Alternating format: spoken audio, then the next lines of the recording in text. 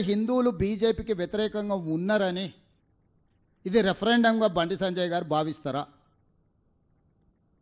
వాళ్ళ కేంద్ర మంత్రి కిషన్ రెడ్డి గారే గెలవాలని కోరుకుంటలేడా? పాపం బండి సంజయ్ తాపత్రయమేంది?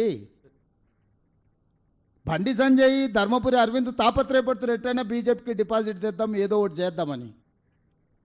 కిషన్ రెడ్డి గారు బ్యాడ్ బ్రదర్స్ ఇద్దరు ఎవరు గెలవాలనుకుంటారో బండి సంజయ్కి తెలియకపోతే ఇంక నేనేం చేస్తా?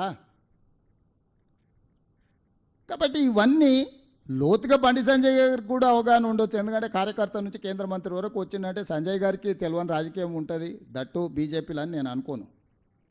నేను ఈరోజు చెప్తున్నా, రేపటి ఎన్నికల్లో బీఆర్ఎస్ ఓడిపోతుంది, బీజేపీ డిపాజిట్ పోతుంది.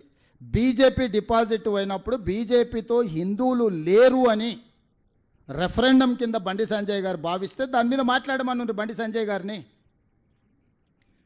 సో బీజేపీలో బండి సంజయ్, ధర్మపురి అరవింద్, ఈటెల రాజేందర్ లాంటి వాళ్ళందరూ ఒక రకంగా ఉంటే కిషన్ రెడ్డి, కేటీఆర్ వీళ్ళంతా ఇంకొక రకంగా ఉన్నారు.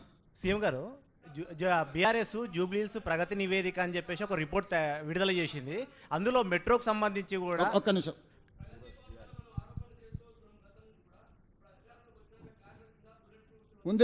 ఉన్నాయి అడిగిన బట్టి గారిని అడిగిన బాత్రూంలో కూడా బుల్లెట్ ప్రూఫ్ అద్దాలు ఉన్నాయి. బట్టి గారిని నేను అడిగిన. ఇప్పుడు తీస్తే ఇంకెక్కువ ఖర్చు అవుతుందని ఏం చేస్తలే. ఇవే కాదు, ఢిల్లీలో కూడా రాండి, నేను